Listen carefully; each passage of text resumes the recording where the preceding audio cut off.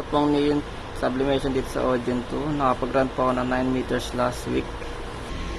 Ito po ang printer head. Ito naman po ang capping. Ito ang tamang pag-head clean.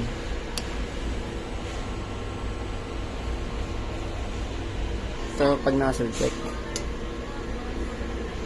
Nozzle check.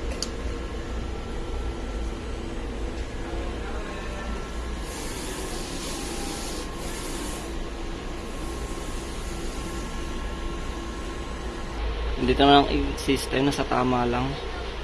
Ito naman ang waste tank at ABR. Ang waste tank nalinis kahapon. Dito naman ang stocks ng ink. Dito naman ang sable roll. Ito naman mga nagamit kong ink sa yellow, sa black, sa cyan, sa magenta, light magenta, light cyan, fluorescent yellow, fluorescent pink, at sable roll. Nandito naman ang aking daily workload.